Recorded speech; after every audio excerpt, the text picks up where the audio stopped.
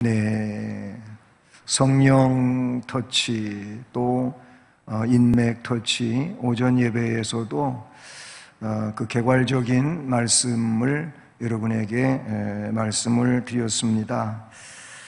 자, 오늘 이 말씀도 보면 성령의 역사가 있고 성령의 역사가 있는 곳에는 선포가 있고 그 선포와 또 연관되어지는 회개할 백성들이 있음을 우리는 이 말씀 속에서 살펴볼 수 있다는 사실입니다. 예수님께서 이 땅 위에 계실 때 제자들에게 말씀해 주셨습니다. 복음서에 자세하게 기록된 내용들이지요. 그러시고 또 속죄사업, 구속사업을 완성하신 이후 부활하신 주님께서 승천하시기 직전까지 부활을 증명하시면서 복음을 전해야 될 것에 대하여도 말씀해 주셨지요. 자, 오늘 말씀은 예수님께서 하늘로 승천하신 후에 열흘째 되는 날, 즉 오순절 날이었는데 오순절날 마가 요한의 다락방에 약속하시던 성령 하나님의 강림의 역사가 위대한 역사로 일어나게 됩니다.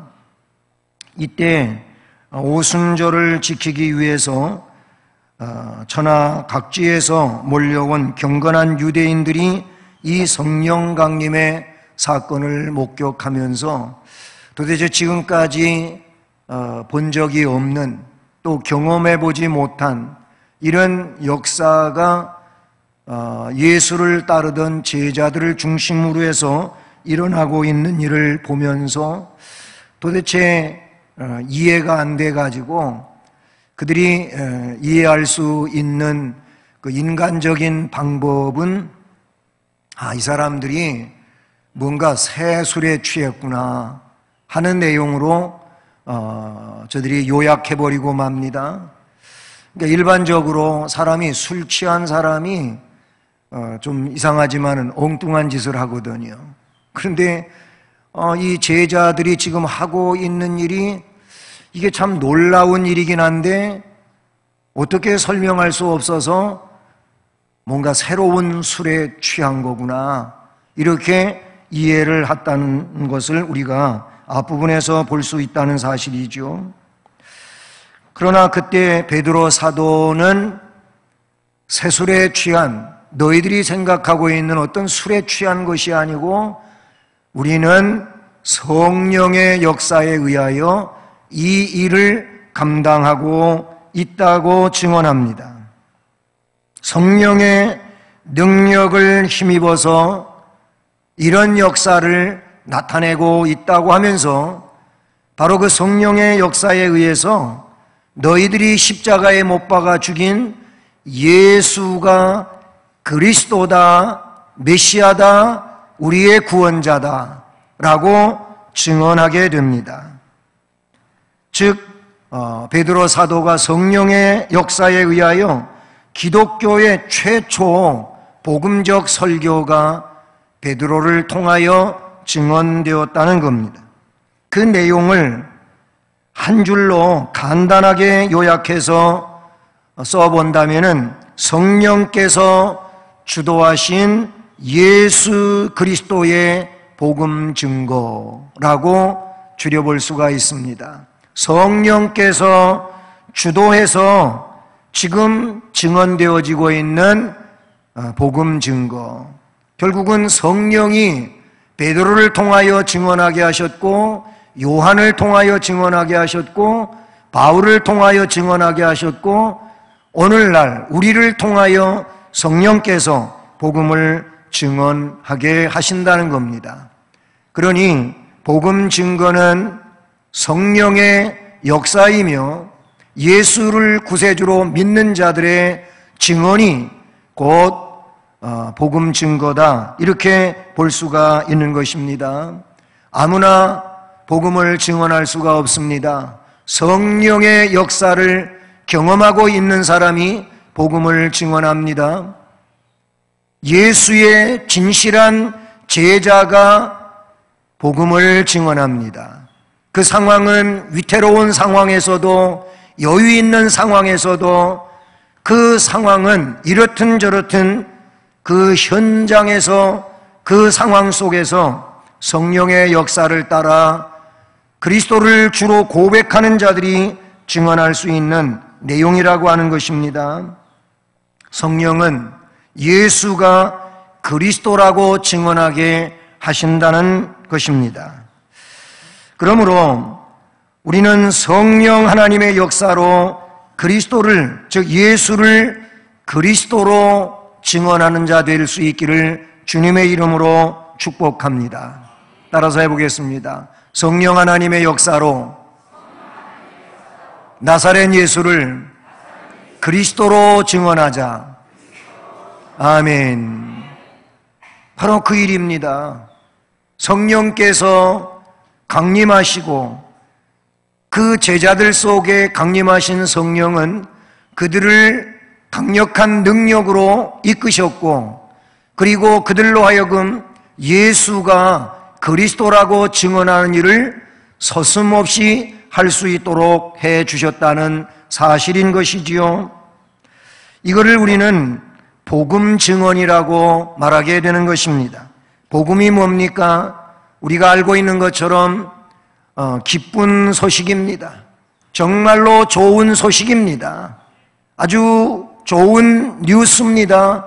그래서 굿뉴스라고 말하게 되는 것이지요. 그렇습니다. 에반겔리온, 이것은 기쁜 소식입니다.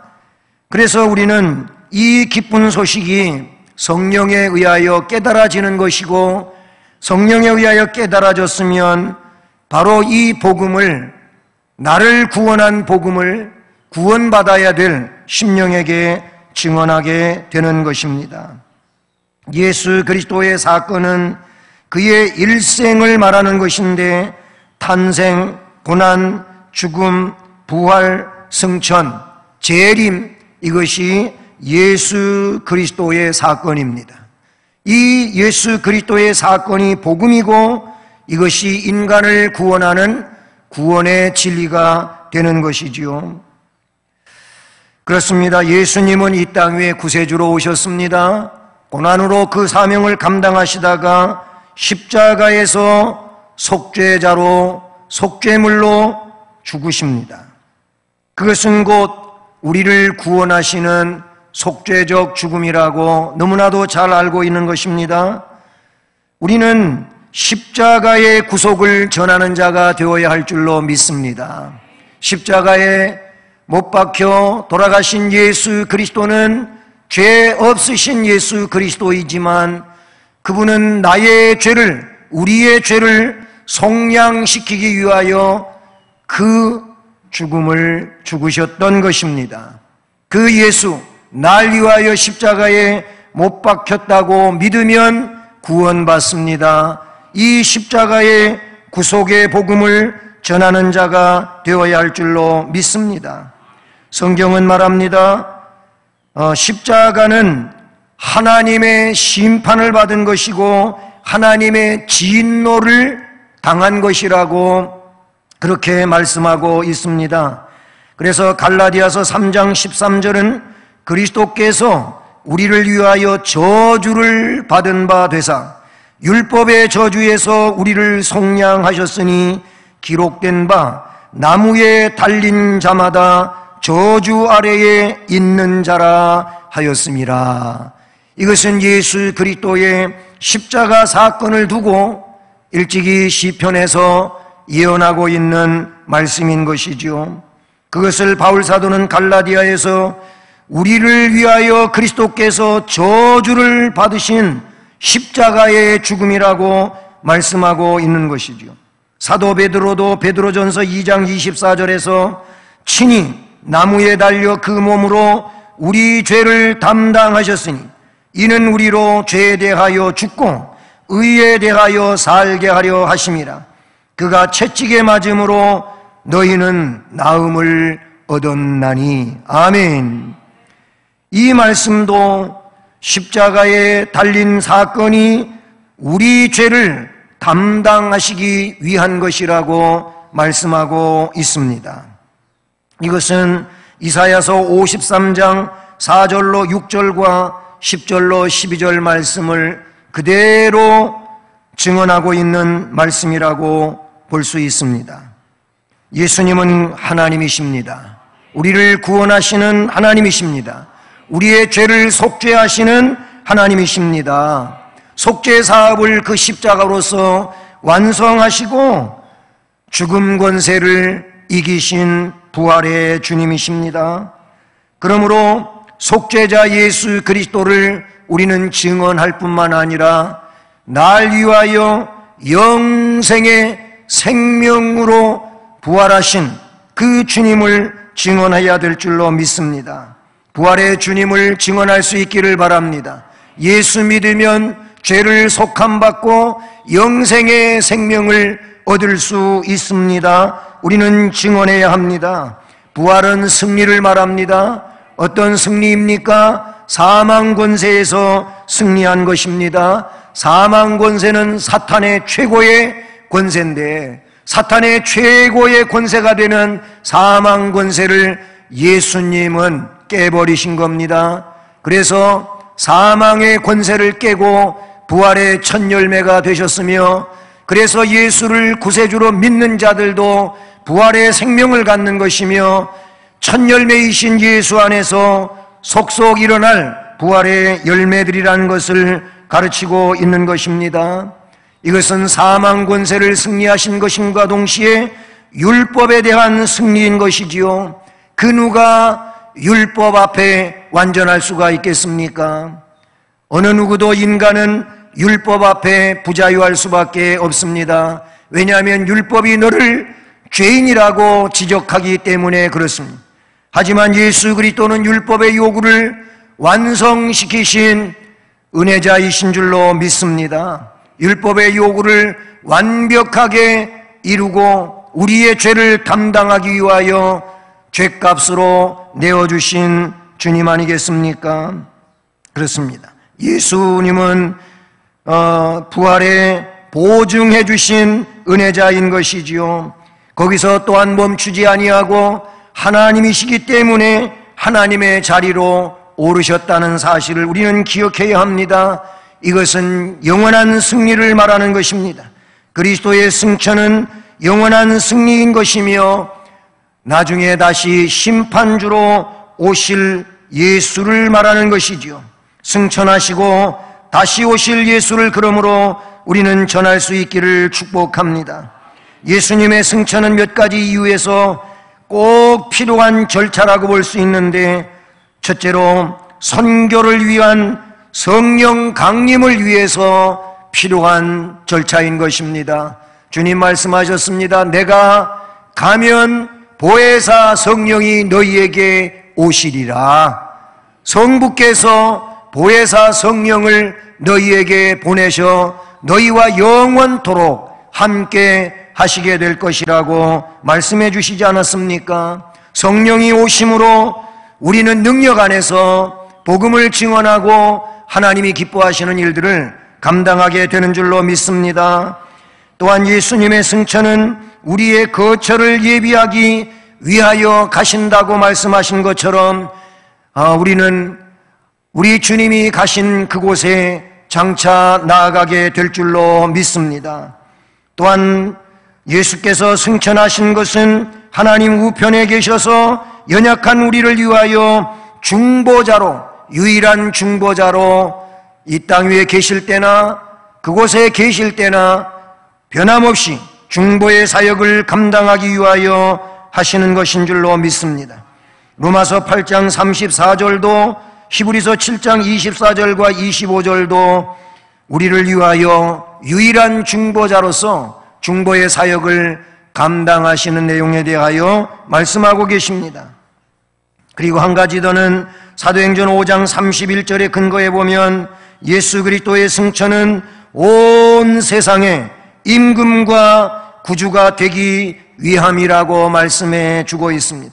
이 말씀은 온전한 승리자, 영원한 승리자, 궁극적으로 승리자이신 예수님에 대하여 말씀해 주고 있는 것이지요.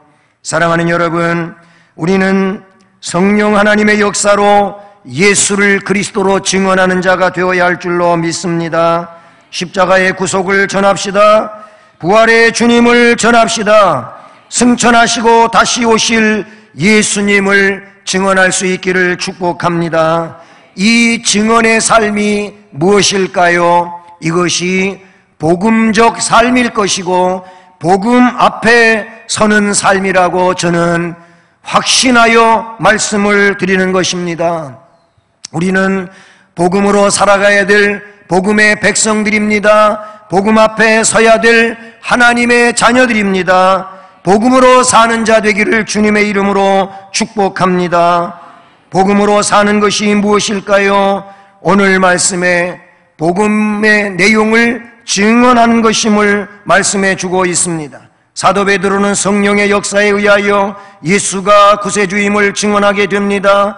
이 말씀을 들은 자들의 반응인 것입니다. 그들이 이 말을 듣고 마음에 찔려 베드로와 다른 사도들에게 물어 이르되 형제들아 우리가 어찌할꼬 하거늘. 복음을 듣게 되면 하나님의 그 존재를 인식하게 되는 것이며 나의 구세주를 알게 되는 것이지요.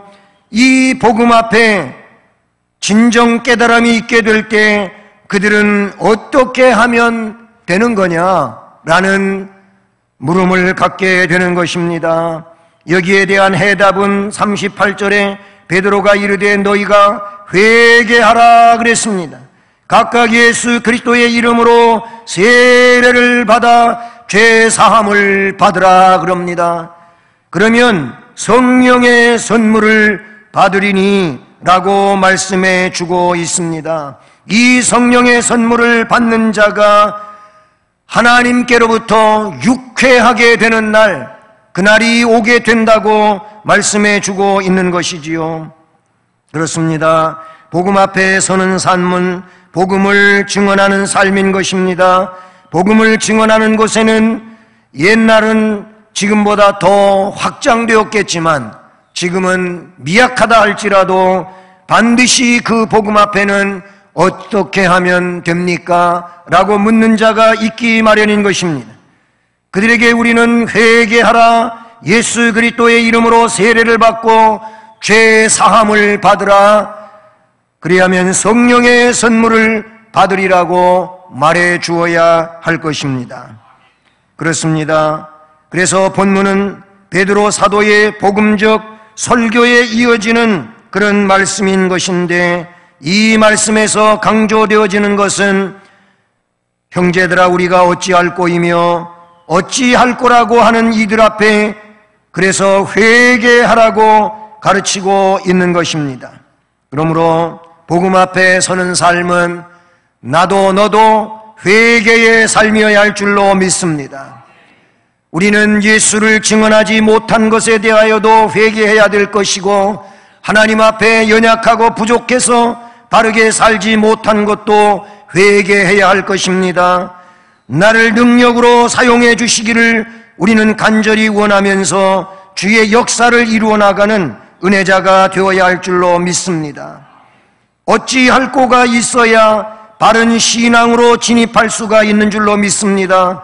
어찌할 꼬하고 철저하게 회개하는 사람은 심령에서부터 변화가 일어나게 되는 것이고 그 변화가 생명의 역사를 이루게 되는 줄로 믿습니다. 베드로 사도는 말합니다. 이렇게 예수 그리스도의 이름으로 세례를 받고 죄 사함을 얻고 성령의 선물 받는 것은 이 약속은 너희와 너희 자녀와 모든 먼데 사람 곧 우리 주 하나님이 얼마든지 부르시는 자들에게 하신 것이라 하고 또 여러 말로 확증하며 권하여 이르되 너희가 이 패역한 세대에서 구원을 받으라. 아멘. 구원의 내용을 선포하게 되는 것이지요. 그래서 하나님의 역사에 의하여 새롭게 되어진 자들은 새 생활을 살아가게 되는데 그 새 생활이 무엇입니까? 41절에 보니까 그 말을 받은 사람들은, 오늘 우리는 그 말을 받은 사람이 아닐까요? 그 말을 받은 사람들은 세례를 받음에 이날의 신도의 수가 3,000이나 더하더라. 이 사람들이 어떤 삶을 살아갑니까? 세례를 받고 난 이후에 그 사람들은 사도의 가르침을 받았습니다. 서로 교제를 합니다. 떡을 깹니다. 오로지 기도하기를 힘썼다고 말씀해 주고 있습니다. 그러므로 우리는 이미 이렇게 초대되어 세례를 받고 직분을 받고 거룩한 나라를 위하여 일꾼으로 살아가는 자 되었으므로 이 말씀에 있는 것처럼 먼저 된 자로서 사도의 가르침을 받아야 될 줄로 믿습니다. 말씀의 가르침을 받고 이 말씀 앞에 아멘하며 순종하고 나가야 될 줄로 믿습니다. 말씀의 가르침을 받고 서로 교제를 해야 합니다. 성도의 교제를 나누어야 합니다. 신앙 고백에서도 보면 그 마지막 부분에 가서 거룩한 공회와 성도가 서로 교제하는 것과 라는 말씀이 나옵니다. 우리는 그 고백을 합니다. 믿음 생활을 함께 살아가는 교회 공동체는 서로 성도의 교제를 이루어야 합니다. 이것이 거룩한 교제이며 이 교제 속에서 우리는 주님을 위하여 함께 힘을 합하고 일하는 자가 되는 줄로 믿습니다.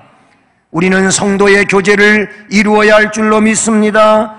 그 교제를 위하여 떡을 떼며 그랬어요. 서로 먹고 마시며 교제하는 일, 이것이 믿음의 사람들이 나누어야 될 일인 줄로 믿습니다. 그러면서 우리는 오로지 기도하기를 힘쓰니라 라고 했습니다. 그렇습니다. 거룩한 일을 위하여, 주님 맡겨주신 일을 위하여 신학의 초대교회는 기도하는 일을 오로지 힘썼다고 말했습니다. 다른 곳에는 전심으로 기도했다고 말씀했습니다. 함께 모여서 교회를 위하여, 사도를 위하여 기도했다고 했습니다. 우리는 힘을 합하고 마음을 모아서 함께 기도하는 일은 매우 중요한 일이라고 생각하게 되는 것입니다. 사랑하는 여러분, 우리는 전도를 위해서, 주님이 맡겨주신 복음 증언하는 일을 위해서 우리는 서로 힘을 합하고 오로지 기도하기를 힘써야 될 줄로 믿습니다. 그래서 우리는 새벽 기도에 모여서 이제 기도하기를 힘쓰기를 원하는 것입니다. 이 기도에 동참해 주시기를 바라며 함께 힘을 합해 가지고 여러 명이 같은 목적을 가지고 기도함으로써 하나님의 놀라운 역사가 우리의 기도를 통하여 일어날 수 있기를 주님의 이름으로 축복합니다. 사랑하는 여러분, 우리는 예수 그리스도의 구속의 은혜로 죄 사함을 받았고 성령의 선물을 받은 자입니다. 아멘. 그러므로 우리는 말씀의 가르침을 받고 서로 사랑의 교제를 하며 오로지 기도에 힘쓰는 의뢰놓은 삶을 살아나가는 주의 복된 백성으로서 영혼을 위하여 나아갈 수 있기를 주님의 이름으로 축복합니다. 사랑의 하나님 아버지, 감사를 드립니다. 성령 받은 베드로와 요한 그리고 제자들, 그 시대 120문도 500여 형제 모든 사람들은 성령 충만